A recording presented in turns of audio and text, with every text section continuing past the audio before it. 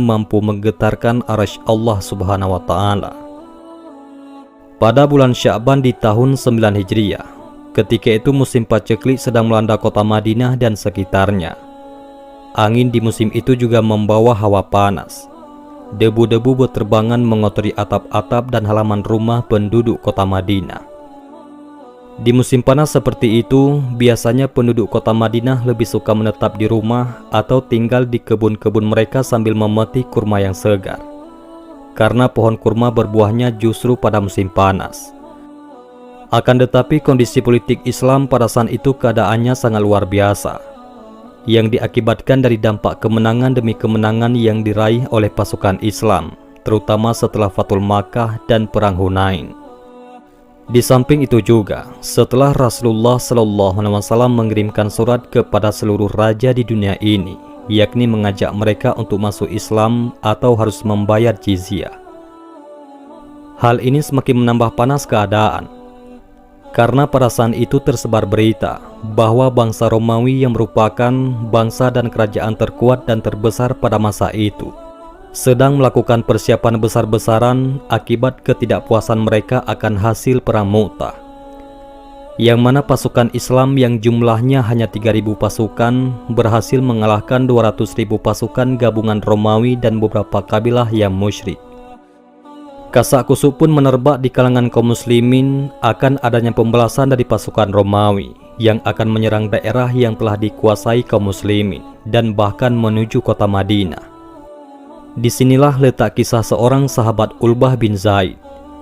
Dia diselipkan oleh catatan sejarah di dalam peperangan Tabuk, yang nantinya perang ini merupakan peperangan terbesar antara kaum muslimin dengan Kaisar Romawi. Tidak biasanya Rasulullah SAW mengumumkan secara langsung akan kemana tujuan peperangannya. Biasanya kalau berperang ke arah timur, maka Rasulullah SAW bertanya kepada sahabatnya tentang arah barat dan seterusnya. Akan tetapi keberangkatan perang kali ini sangat jelas tujuannya, yaitu Tabuk, suatu daerah yang sangat jauh bagi bangsa Arab untuk ditempuh ketika itu. Coba lihat apa yang dilakukan oleh orang-orang munafik pada saat itu. Mereka merasa bimbang, gelisah dan gundah karena membayangkan perjalanan yang sangat jauh. Di antara mereka saling mengatakan, seharusnya keberangkatan tidak pada musim panas ini. Maka Allah Subhanahu wa Ta'ala menurunkan ayat yang berkaitan dengan mereka.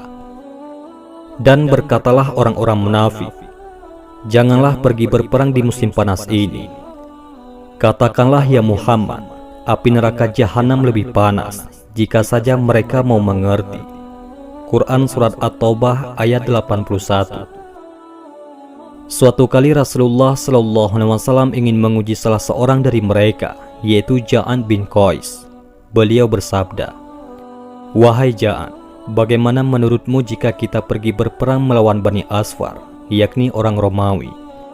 Dia pun menjawab, "Izinkanlah aku untuk tidak berangkat perang, dan jangan jatuhkan aku ke dalam fitnah ataupun ujian. Demi Allah ya Rasulullah SAW, kaumku sangat tahu bahwa aku adalah orang yang paling mudah tergoda dengan wanita di antara mereka. Dan aku takut kalau nantinya aku melihat wanita Romawi, aku tidak tahan, aku tidak bisa menahan nafsuku." Rasulullah SAW pun berpaling dan berkata, "Engkau aku izinkan untuk tidak berangkat perang wahai Ja'an." Padahal Ja'an bin Qais hanya beralasan agar dia tidak berangkat perang, lalu beralasan takut tergoda oleh wanita Romawi. Padahal tujuan sebenarnya adalah supaya dirinya tidak berangkat perang pada musim panas tersebut. Maka Allah Subhanahu wa Ta'ala menurunkan ayat Al-Quran, "Berilah saya keizinan, yakni tidak pergi berperang, dan janganlah kamu menjadikan saya terjerumus ke dalam fitnah. Ketahuilah bahwa mereka telah terjerumus ke dalam fitnah, dan sesungguhnya jahanam itu benar-benar meliputi orang-orang yang kafir." Quran Surat At-Taubah ayat 49. Berbeda keadaannya dengan kaum muslimin. Begitu mendengar seruan jihad di jalan Allah Subhanahu wa Ta'ala, mereka berbondong-bondong memenuhi kota Madinah dari seluruh penjuru negeri. Bagaimana tidak mereka berbondong-bondong berjihad di jalan Allah, sedangkan gerbang surga yang luasnya seluas langit dan bumi akan dibukakan untuk mereka. Allah Subhanahu wa Ta'ala berfirman, "Dan bersegeralah kamu kepada ampunan dari Tuhanmu, dan kepada surga yang luasnya seluas langit dan bumi yang disediakan untuk orang-orang yang bertakwa, yaitu orang-orang yang menafkahkan hartanya, baik di waktu lapang maupun sempit, dan orang-orang yang menahan amarahnya dan memaafkan kesalahan orang. Allah menyukai orang-orang yang berbuat kebajikan." Quran Surat Ali Imran ayat 133 sampai 134. Bagaimana mereka tidak berhasrat untuk berangkat jihad, sementara mereka tahu bahwasanya jalan tercepat masuk surga adalah dengan jihad. Lalu badan mereka tertusuk, tercabik, memuncratkan darah, lalu mereka gugur sebagai syahid. Lantas para malaikat merebut menaikkan ruh mereka ke langit. Wahai orang-orang yang beriman, sukakah kamu aku tunjukkan suatu perniagaan yang dapat menyelamatkanmu dari azab yang pedih? Yaitu kamu beriman kepada Allah dan Nabi-Nya dan berjihad di jalan Allah dengan harta dan jiwamu. Itulah yang lebih baik bagimu jika kamu mengetahui. Quran Surat As-Saff ayat 10-11. Terngiang-ngiang di telinga mereka akan ayat-ayat yang berhubungan dengan jihad. Ayat-ayat jihad, bukan ayat-ayat cinta. Sesungguhnya Allah telah membeli dari orang-orang mukmin diri dan harta mereka dengan memberikan surga untuk mereka. Mereka berperang pada jalan Allah, lalu mereka membunuh atau terbunuh, sebagai janji yang benar dari Allah di dalam Taurat, Injil, dan Al-Quran. Quran Surat At-Taubah ayat 111. Ayat-ayat ini benar-benar hadir di dalam hati mereka. Kenapa hadir di hati mereka? Bukankah ayat yang sama juga kita dengar sebagaimana mereka mendengarnya dahulu, akan tetapi berbeda efeknya. Yang membedakan antara kita dan mereka adalah telah ada dan hadir kehidupan akhirat di dalam kehidupan duniawi mereka. Sedangkan kita, kabut tebal tentang terlalu cinta kepada dunia menyelimuti hati kita. Memang kaki mereka masih menyentuh tanah, badan mereka pun masih bersentuhan dengan alam nyata dunia. Akan tetapi, ruh mereka sudah bersiap-siap menjejaki surga. Alam pikiran mereka telah terasa sujud di bawah arsy Allah Subhanahu wa Ta'ala. Allahu Akbar. Berbondong-bondong mereka ke kota Madinah. Mereka tahu bahwa Rasulullah SAW membutuhkan bantuan umatnya. Maka Rasulullah mengajak para dermawan untuk menginfakkan hartanya demi keberangkatan pasukan prihatin ini, yaitu Jaisul Usra, pasukan di masa sulit. Kenapa disebut pasukan prihatin? Bagaimana tidak, keadaan mereka sangat miskin. Di saat musim paceklik, satu unta harus bergantian untuk 18 orang pasukan perang. Makanan mereka adalah dedaunan agar sekalian dapat airnya. Bahkan terkadang harus memotong seekor unta agar dapat air dan makanan sekaligus. Bahkan orang-orang yang tidak mampu, tidak memiliki apa-apa dan miskin juga datang kepada Rasulullah SAW, berharap dirinya diikut sertakan dalam peperangan Tabuk, meminta kepada Rasulullah bekal peperangan agar dia bisa ikut perang, termasuk juga Ulbah bin Zaid. Allah Subhanahu wa Ta'ala berfirman, "Dan tiada pula berdosa atas orang-orang yang apabila mereka datang kepadamu, supaya kamu memberi mereka kendaraan, lalu kamu berkata, 'Aku tidak memperoleh kendaraan untuk membawamu.' Lalu mereka kembali, sedang mata mereka bercucuran air mata karena kesedihan, lantaran mereka tidak memperoleh apa yang akan mereka nafkahkan." Quran Surat At-Taubah ayat 92. Maka pada saat itu tersebutlah Ulbah bin Zaid al-Haritsi, seorang yang sangat fakir, tidak memiliki apa-apa di atas dunia ini, seorang dari golongan Ansar dari kabilah Aus.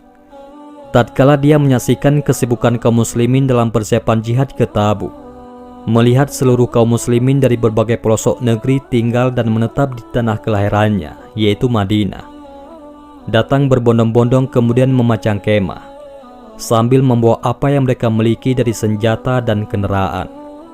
Dia juga melihat transaksi di pasar-pasar Madinah, banyak transaksi yang terjadi dialog berhubungan dengan persiapan perang.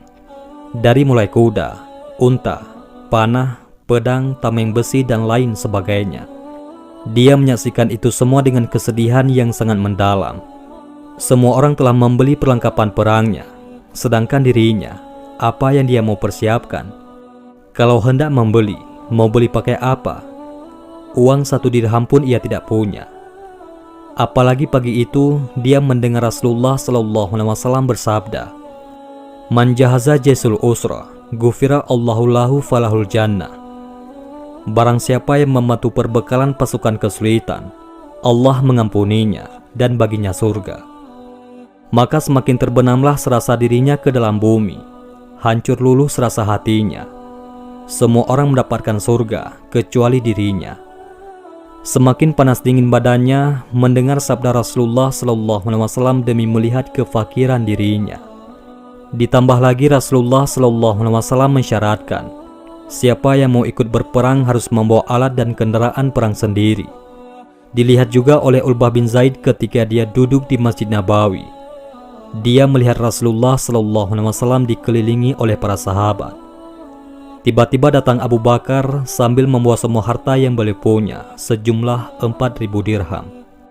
Ketika ditanya oleh Rasulullah SAW, "Ya Abu Bakar, apa yang engkau tinggalkan untuk keluargamu?" Abu Bakar menjawab, "Aku tinggalkan untuk mereka Allah dan Rasul-Nya." Rasulullah SAW pun bersabda, "Tidak ada harta yang paling bermanfaat bagiku sebagaimana bermanfaatnya harta Abu Bakar." Umar bin Khattab pun datang membawa setengah hartanya.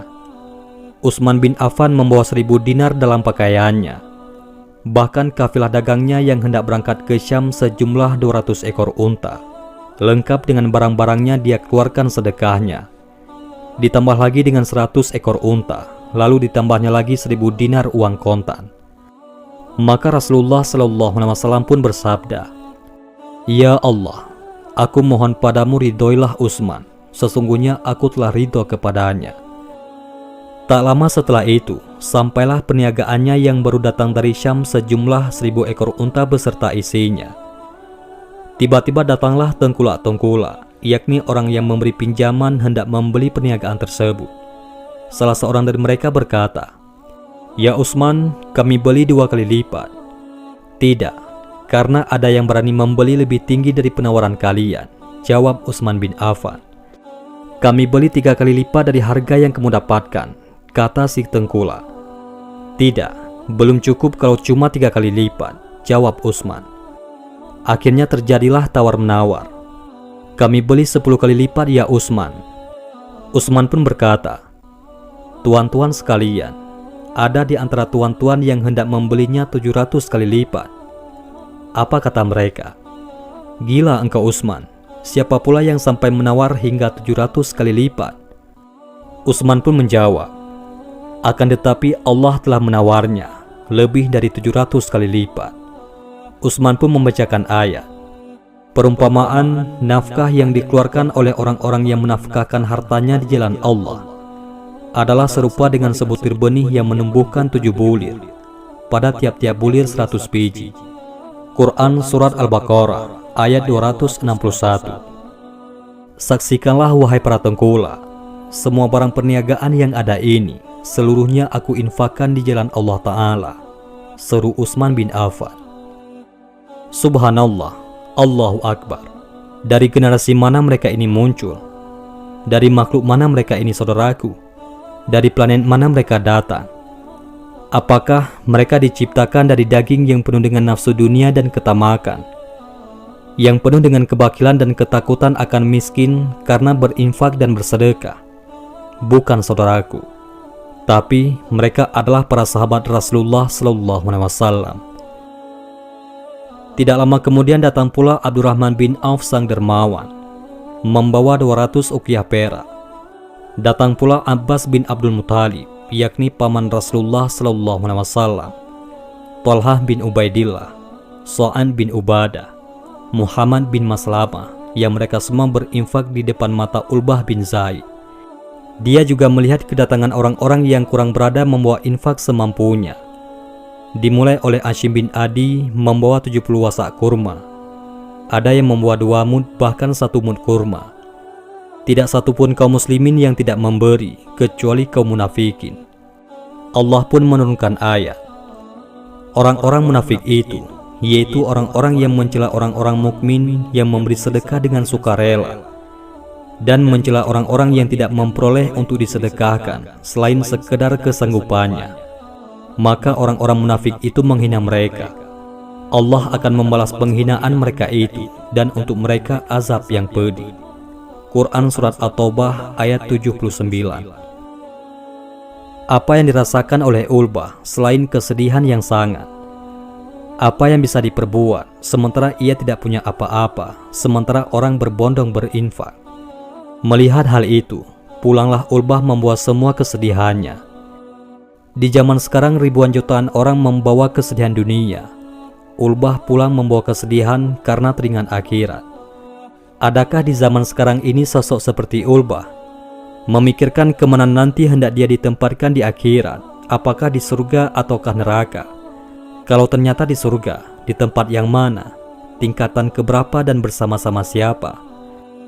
Ketika senja telah berlalu dan malam pun tiba, Ulbah berusaha memejamkan matanya. Tapi bagaimana mau dipejamkan matanya sementara hati masih berdebar-debar, pikiran masih galau? Apa yang bisa dilakukannya selain membolak-balikkan badannya di atas tikar yang lusuh hingga tengah malam? Akhirnya dia bangkit, timbul sebuah ide, yakni sebuah pikiran dalam dirinya, yang kiranya apabila dia melaksanakan idenya ini, mudah-mudahan dapat mengurangi kegundahan hatinya. Lantas Ulbah berwudu dan melaksanakan sholat malam. Apalagi yang bisa dilakukan oleh orang yang sengsara dan bersedih hati selain bermunajat kepada Allah yang Maha Pemurah? Bagi orang yang mendapatkan kesusahan, kecuali dia mengadukan kepada Sang Khalik. Di dalam sholatnya, dia pun menangis. Dia sebutkan kefakirannya, dia sebutkan kelemahannya, dia sebutkan ketidakberdayaannya. Dia minta kepada Allah, jangan sampai kefakirannya dan ketidakmampuannya berinfak pada persiapan perang Tabuk ini menggeserkan kedudukannya dibanding sahabat-sahabatnya kelak di surga. Ya Allah, Engkau perintahkan kami untuk berjihad. Engkau perintahkan kami untuk berangkat ke Tabuk. Sedangkan Engkau tidak memberikan aku sesuatu apapun untuk bekal berangkat berperang bersama Rasul-Mu. Maka malam ini saksikanlah ya Allah. Sesungguhnya aku telah bersedekah kepada setiap muslim dari perlakuan zalim mereka terhadap diriku. Maka inilah kehormatanku aku infakkan di jalan-Mu. Jika ada seorang muslim menghinakan dan merendahkan diriku, maka aku infakkan itu semua di jalan-Mu ya Allah. Tidak ada yang dapat aku infakkan sebagaimana orang lain telah berinfak. Kalau sekiranya aku punya sebagaimana mereka punya, akan aku infakkan untuk-Mu. Maka yang aku punya hanya kehormatan sebagai seorang muslim. Kalau Engkau bisa menerimanya, maka saksikanlah kehormatan ini aku sedekahkan untuk-Mu malam ini. Alangkah jernihnya doa tersebut, keluar dari hati seseorang yang tidak punya apapun di dunia ini melainkan kehormatan. Alangkah teduhnya ucapan di malam hari yang gelap. Terangkat doanya ke langit ketujuh, menggetarkan arsy Allah Subhanahu wa Ta'ala. Semua sedekah tidak sehebat sedekahnya. Pada esok subuhnya, Rasulullah SAW memimpin sholat berjamaah. Hadir pula Ulbah bin Zaid. Telah ia lupakan air mata yang tumpah bercucuran di tikar rusuhnya tadi malam. Ia lupakan karena telah dibasuh oleh air wudhu yang baru. Akan tetapi Allah tidak pernah lupa. Allah tidak pernah menyia-nyiakan doa hambanya. Kejadian di tempat yang sepi tersebut dikabarkan oleh Allah kepada Rasulullah SAW melalui malaikat Jibril. Setelah sholat, Rasulullah SAW pun berdiri. Kemudian Rasulullah bertanya, siapa yang tadi malam sudah bersedekah, hendaklah ia berdiri. Semua jamaah saling berpandangan. Ternyata tidak ada yang berdiri karena merasa tidak bersedekah tadi malam. Ulbah bin Zaid pun tidak merasa bahwa dirinya telah bersedekah.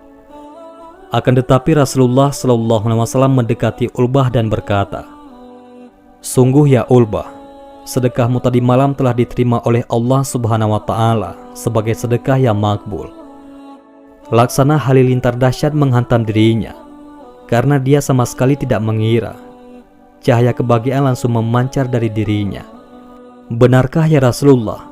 Benarkah sedekahku yang tadi malam yang tidak ada apa-apanya itu diterima oleh Allah Subhanahu wa Ta'ala?" Ulbah bertanya dengan penuh penasaran seolah-olah tidak percaya. Maka Rasulullah SAW menyerahkan 6 ekor unta kepada Ulbah bin Zaid dan 7 orang temannya untuk berangkat ke medan jihad, yakni peperangan Tabuk. Peperangan yang atas izin Allah dimenangkan oleh kaum muslimin, ditandai dengan menyerahnya negara-negara boneka Romawi. Wallahu a'lam bishawab. Demikian kisah Ulbah bin Zaid, seorang yang fakir yang sangat takut tidak mendapat surga sebab tidak mampu bersedekah. Allah Subhanahu wa Ta'ala tidak akan mempersulit hambanya untuk melakukan kebajikan. Maka kita harus bersyukur dan segera memulai bersedekah demi mengharapkan surganya. Karena harta benda yang kita miliki hanyalah titipan dari Allah Subhanahu wa Ta'ala. Mudah-mudahan ini semua bermanfaat. Assalamualaikum warahmatullahi wabarakatuh.